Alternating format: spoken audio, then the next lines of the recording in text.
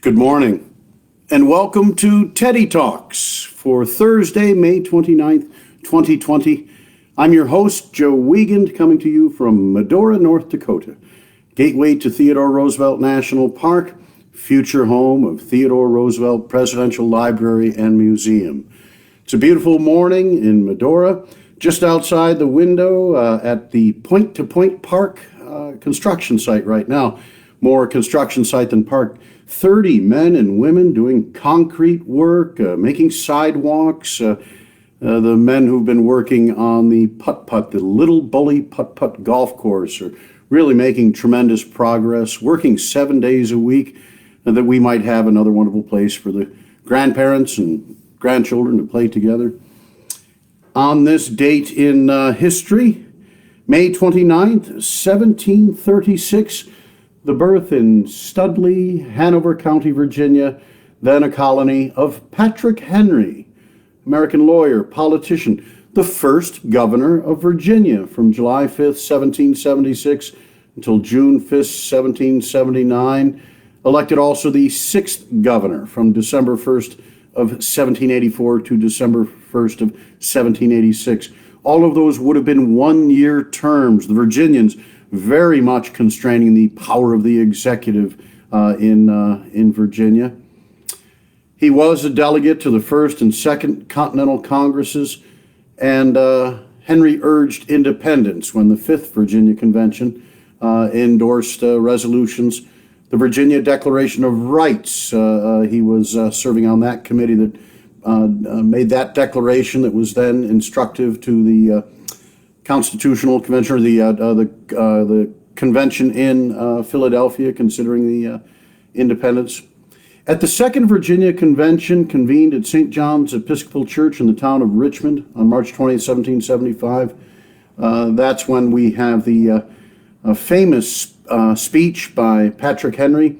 There were under consideration a petition from planters in the colony of Jamaica that complained about the king's actions, but admitted that the king could veto colonial legislation. It urged reconciliation. Patrick Henry offered amendments to raise a militia, independent of royal authority, and that conflict with Britain was inevitable. It's during that debate in favor of his amendments that he said the following: "If we were base enough to desire it, it is now too late to retire from the contest. There is no retreat but in submission and slavery. Our chains are forged. Their clanking may be heard on the plains of Boston. The war is inevitable, and let it come. I repeat it, sir, let it come. It is in vain, sir, to extenuate the matter. Gentlemen may cry peace, peace, but there is no peace. The war is actually begun. The next gale that sweeps from the north will bring to our ears the clash of resounding arms. Our brethren are already in the field. Why stand we here idle? What is it that gentlemen wish? What would they have? Is life so dear or peace so sweet as to be purchased at the price of chains and slavery? Forbid it, Almighty God. I know not what course others may take, but as for me, give me liberty or give me death." I had the pleasure as a young man of attending in Williamsburg, Virginia, in the House of Burgesses, a recreation of that speech by a historic reenactor who was portraying Patrick Henry. I was probably all of 16 or 17 at the time, participating in a youth leadership program, and I wonder what sort of seeds might have been planted by that moving performance by that gentleman. May 29th, 1780, the Battle of Waxhaws, also known as the Waxhaws, or the Waxhaw Massacre, or Buford's Massacre. This was the British officer Tarleton that apparently his troops did not give quarter when the Americans surrendered. Many men were slaughtered. These are the sorts of things that are recounted in the movie that was done about, was it The Patriot? Was that the wonderful movie about the war in South Carolina? May 29th, 1790, Rhode Island becomes the last of North America's original 13 colonies to ratify the Constitution and become one of the United States. And on that same date, Wisconsin in 1848 is admitted as the 30th state. So both Rhode Island and Wisconsin share this as their state date. May 29th, 1866, the death of General Winfield Scott. And his life worthy of study. I'm reading a biography on Henry Clay. Scott plays a role as a Whig contesting for the Republican or for the Whig nomination for the presidency. May 29th, 1874, the birth in Kensington, London, England of Gilbert Keith Chesterton, G.K. Chesterton, a wonderful writer. He gave us the character. I don't read the books myself, but is it Father Brown, sort of a character in literature, a Christian Orthodox conversion to Catholicism. Chesterton is highly regarded amongst the Catholics. Here's something that's interesting on Chesterton. They do say, I've read that Theodore Roosevelt was a great fan of the writings of Chesterton, and that Chesterton's literary study of Charles Dickens, first published in 1906, was something he appreciated greatly. And in Christmas 1908, T.R. gave one of Chesterton's most memorable collections of essays called Heretics as a gift to his friend, Captain Archibald Butt, one of our favorite graduates of the University of the South, home of the Sewanee Review, the oldest literary review publication in the United States. From other sources, I learned that T.R. and G.K. Chesterton first met during a dinner in London 2 years later at Roosevelt's request. They dined together, and indeed, according to a report, it was T.R. who requested that Chesterton be his dinner guest. And afterwards, Roosevelt exclaimed, "What a supreme genius Chesterton is! I never met a man who could talk so brilliantly and interestingly." This says, nor was T.R. the only Roosevelt who cherished Chesterton's writing. The long poem Lepanto was a favorite of T.R.'s eldest daughter, Alice, who could, and often did, recite all 9 stanzas at a rapid clip. In later years, reciting this poem with her granddaughter Joanna was a source of particular delight for Alice Roosevelt Longworth, something that drew them together. Kermit Roosevelt, the son who had accompanied T.R. In Africa, also had a great appreciation for Chesterton. Years later, this led to something of a social and literary coup. For Kermit and his wife succeeded in enticing the famously reticent poet Edwin Arlington Robinson to accept a dinner invitation, something he rarely did. The occasion, a gathering in honor of G.K. Chesterton. The bright company of those in attendance also included Alice Roosevelt Longworth. Robinson, who was known by his initials EAR, was said to have become quite talkative that evening. Indeed, he told an old friend afterwards that he talked incessantly. So connections between Theodore Roosevelt, his family, and I know for Don in Illinois, you might be fascinated to know of Alice's fondness for Chesterton's Lepanto. Shan't we all go look that up today? May 29th, 1886, the pharmacist John Pemberton places his first advertisement for Coca-Cola, which appeared in the Atlanta Journal. May 29th, 1903, the birth in Eltham, London, England, of Bob Hope. He would live 100 years, dying July 27, 2003 in Toluca Lake, California. And we most especially remember that he made over 57 tours for the United Service Organizations, the USO, performing for the U.S. Armed Forces between 1941 and 1991.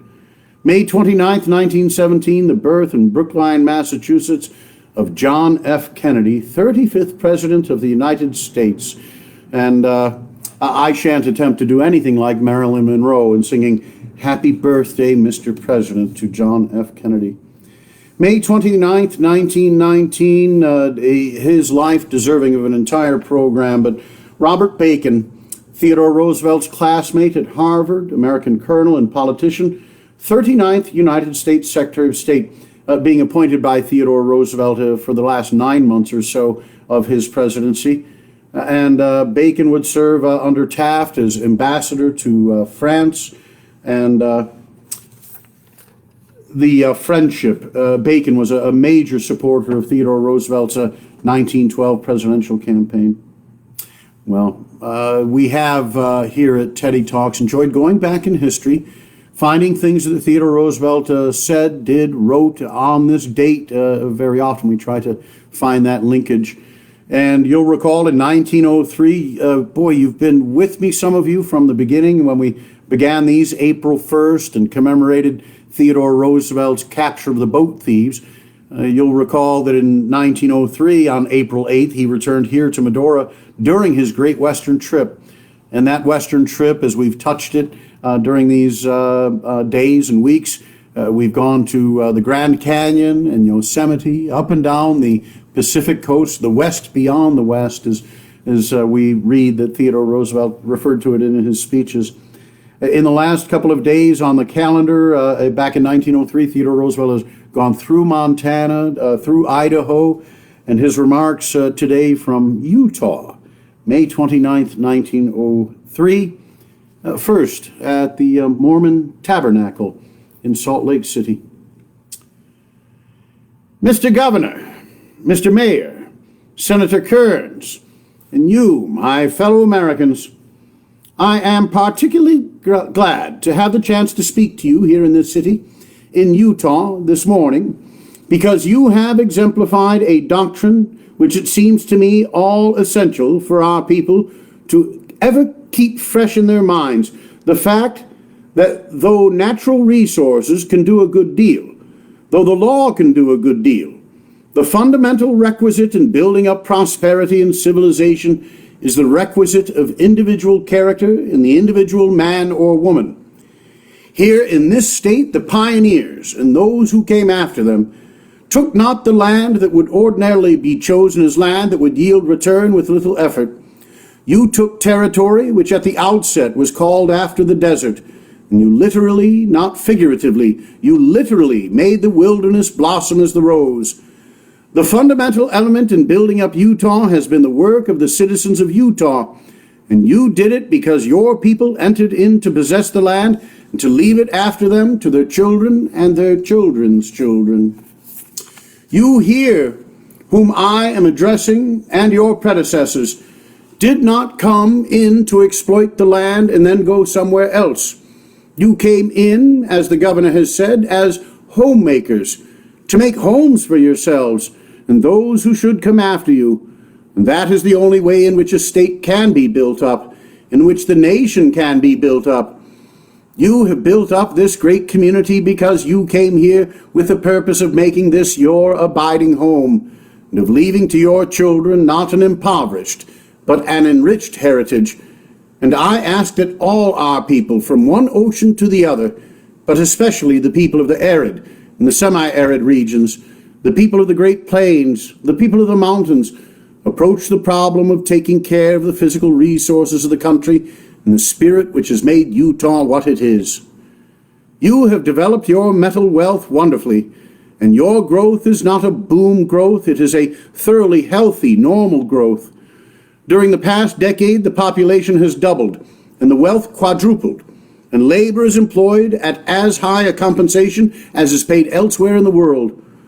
Although you are not essentially a mining state, in the last year you marketed 30 millions worth of ore, and again you showed your good sense in the way you handled it, for you paid 5 millions in dividends, and you invested the balance in labor and surplus.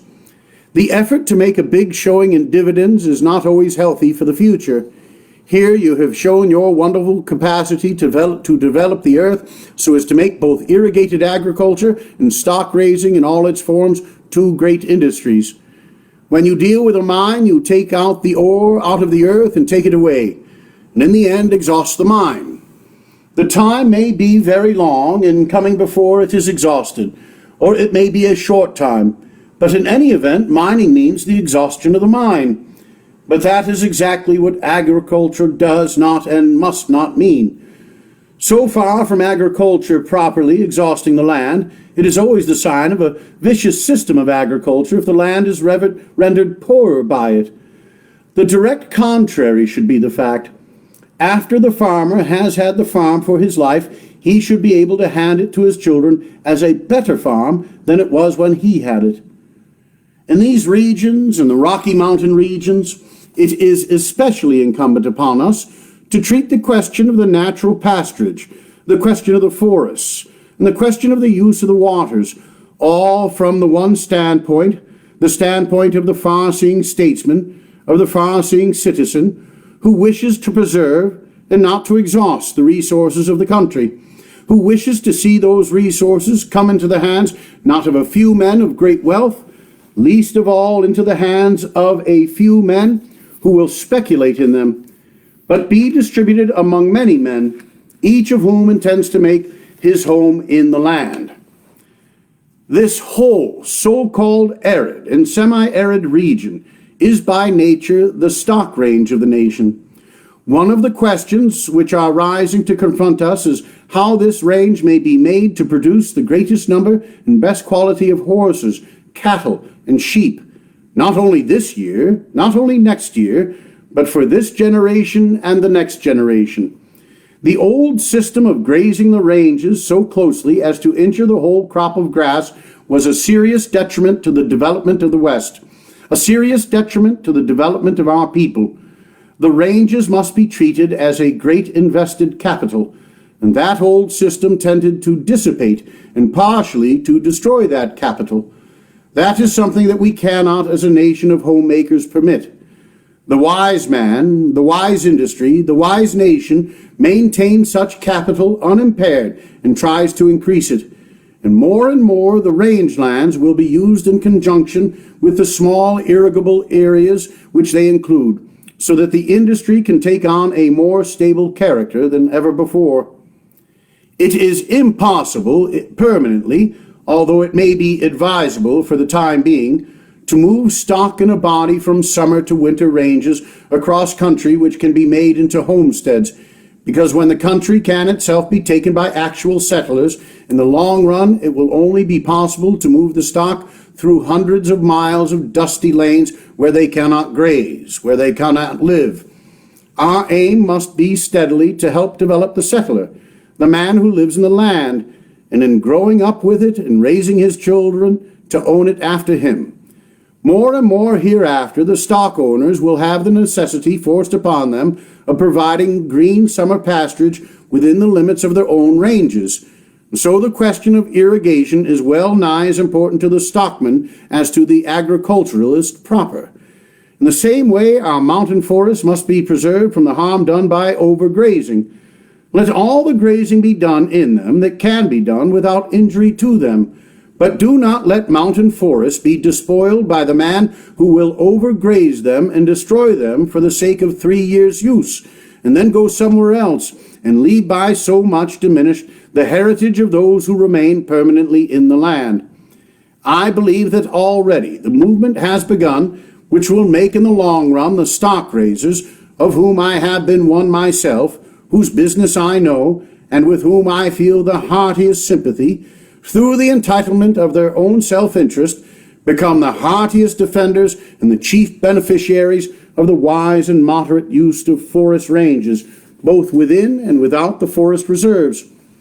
It is, and it must be, the definite policy of this government to consider the good of all its citizens, stockmen, lumbermen, irrigators, and all others in dealing with the forest reserves, and for that reason I most earnestly desire in every way to bring about the heartiest cooperation between the men who are doing the actual business of stock raising, the actual business of irrigated agriculture, the actual business of lumbering, the closest and most intimate relations, the heartiest cooperation between them and the government at Washington through the Department of Agriculture.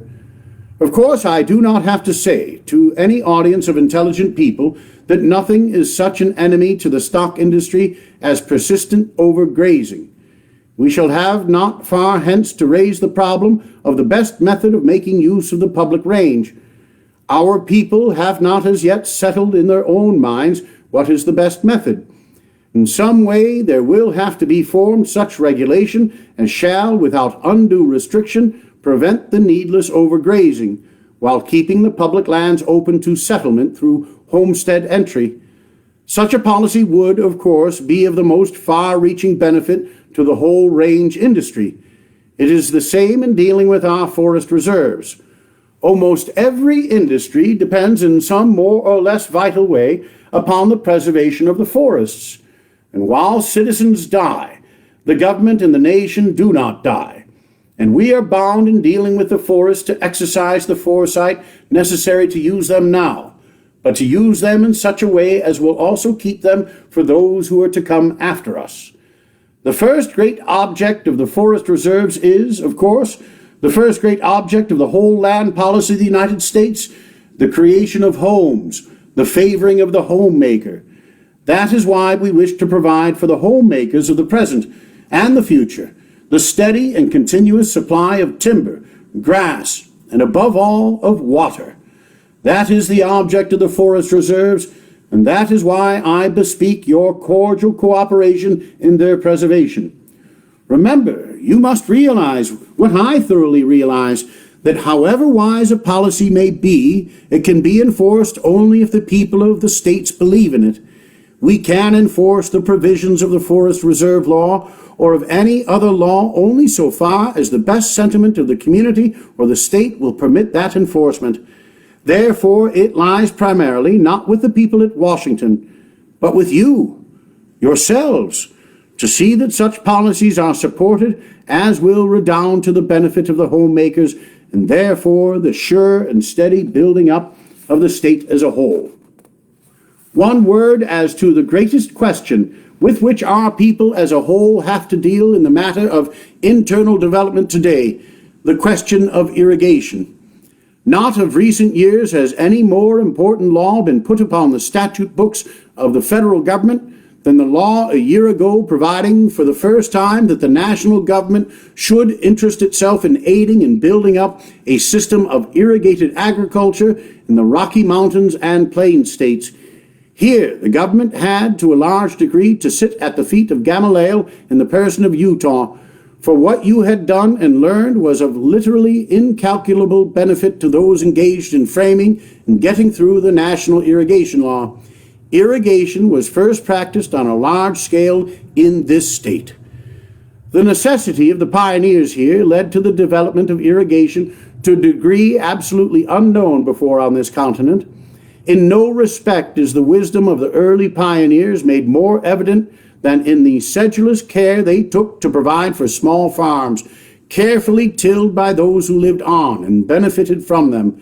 And hence it comes about that the average amount of land required to support a family in Utah is smaller than in any other part of the United States. We all know that when you once get irrigation applied, rain is a very poor substitute for it. The federal government must cooperate with Utah and Utah people for a further extension of the irrigated area. Many of the simpler problems of obtaining and applying water have already been solved, and so well solved that, as I have said, some of the most important provisions of the Federal Act, such as the control of the irrigating works by the communities they serve, such as making the water appertinent to the land and not a source of speculation apart from the land, were based upon the experience of Utah. Of course, the control of the larger streams which flow through more than one state must come under the federal government. Many of the great tracts which will ultimately so enlarge the cultivated area of Utah, which will ultimately so increase its population and wealth, are surrounded with intricate complications because of the high development which irrigation has already reached in this state. Necessarily, the federal officers charged with the execution of the law must proceed with great caution so as not to disturb present vested rights. But subject to that, they will go forward as fast as they can. They realize, and all men who have actually done irrigating here will realize, that no man is more timid than the practical irrigator regarding any change in the water distribution. He wants to look well before he leaps. He has learned from bitter experience what damage can be done from well-meant changes hastily made. The government can do a good deal. The government will do a good deal. But your experiences here in Utah has shown that the greatest results which are accomplishing most spring directly from the sturdy courage, the self-denial, the willingness with iron resolution to endure the risk and the suffering of the pioneers. For they were the men who sought and found a livelihood in what was once a desert, and they must be protected in the legitimate fruits of their toil.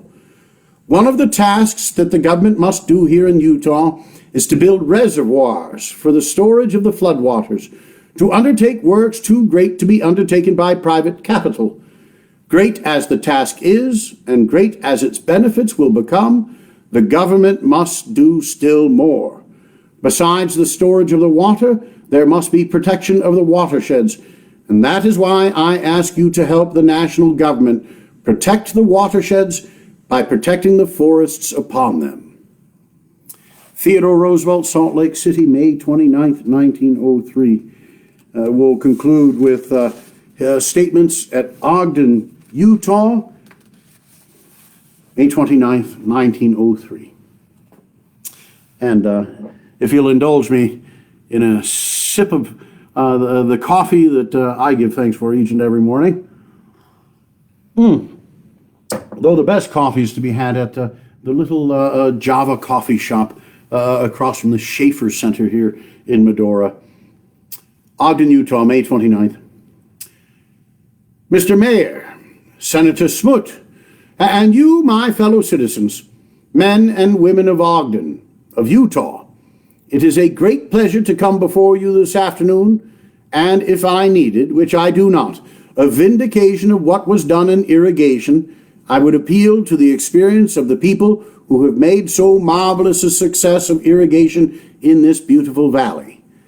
What you have succeeded in doing with beet sugar alone is sufficient to show the wisdom of trying to develop in every way the irrigated agriculture of the country.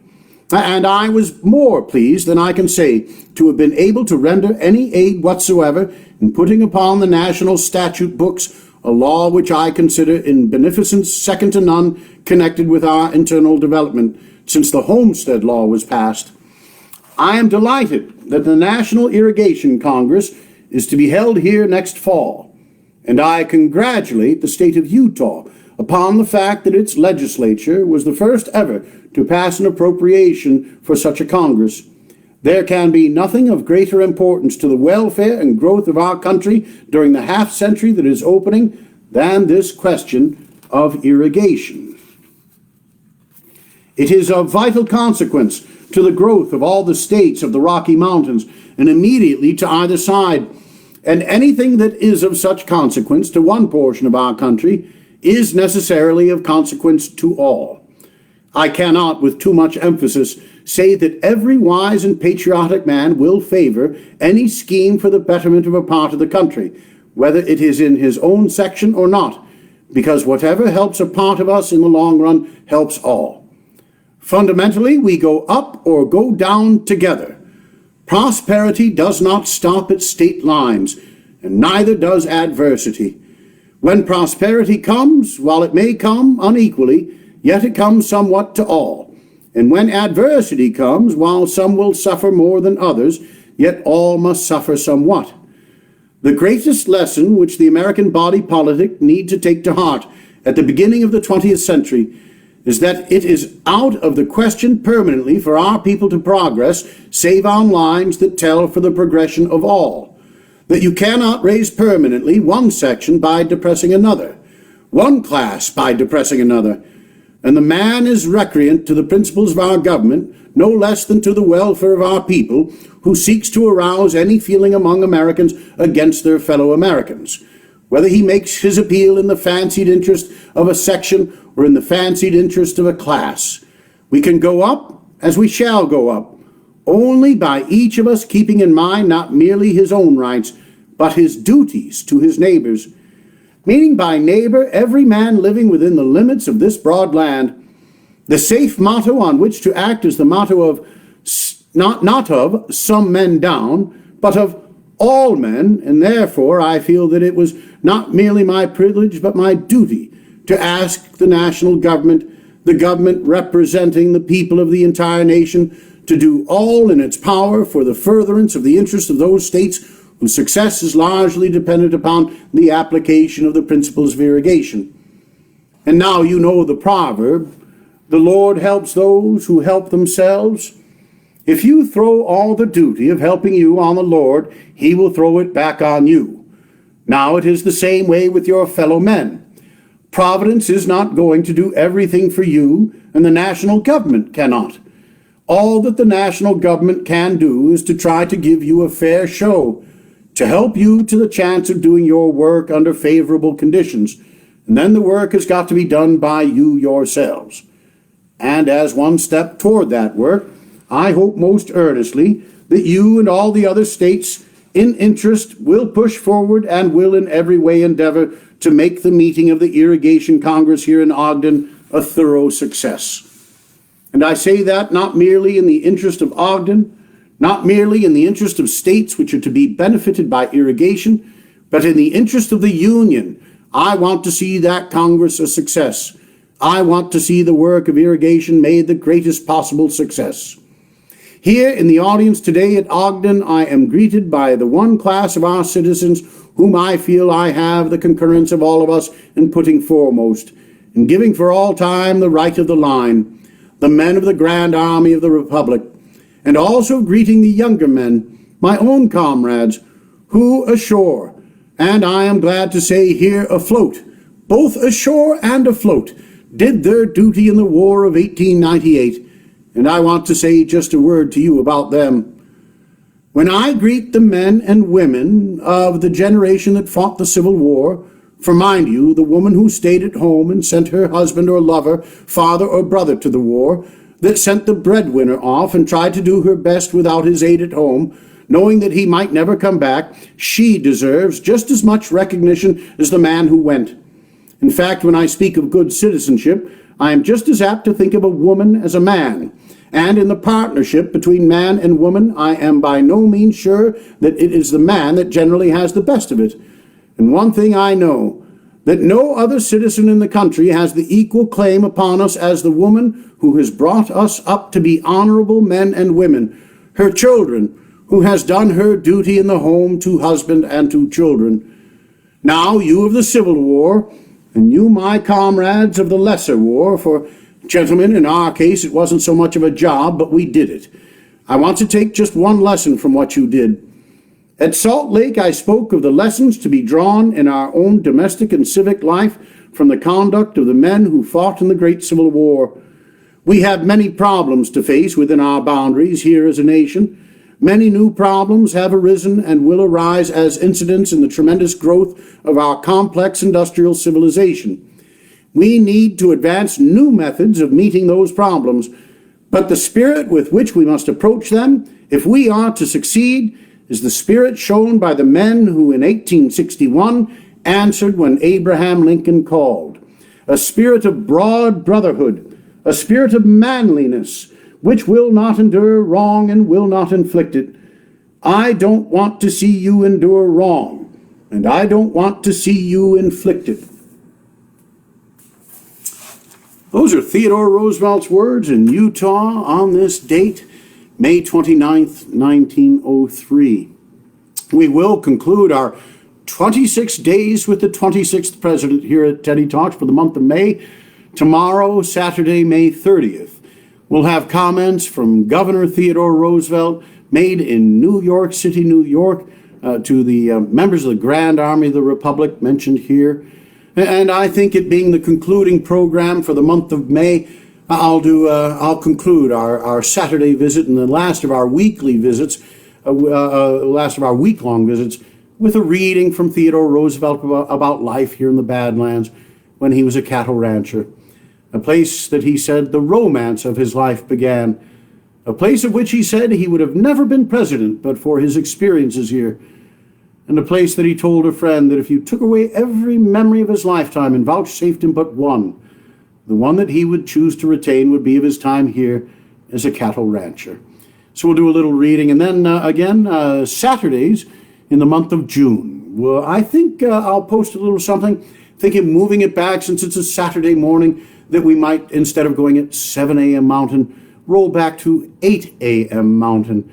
Then maybe our friends on the Pacific Coast, the West beyond the West, can have their cup of coffee with Teddy Talks at 7 a.m., 8 a.m. Mountain, 9 a.m. Central, 10 a.m. Eastern, all one great nation. And I hope that these Teddy Talks have meant a little something to you. I thank each and every one of you that has stopped by, some of you who've been constant companions. Theodore Roosevelt said, in a moment of a quick decision, the best thing to do is the right thing. The next best thing to do is the wrong thing. The worst thing to do is nothing. I just could not do nothing. And there's been plenty of other work to be done, but I had the need to get into the words and the wisdom of Theodore Roosevelt and share it with you. So from the bottom of my heart, thank you for joining us here at Teddy Talks. My thanks to the folks at the Theodore Roosevelt Medora Foundation for their assistance in putting these programs up at YouTube and Spotify, where they'll live. And I look forward to continuing these programs with you. And perhaps after our summer season, perhaps in the winter, we'll go back to a daily Teddy Talks. They've really meant a great deal to me. Well, in the words of President Theodore Roosevelt, goodbye and good luck.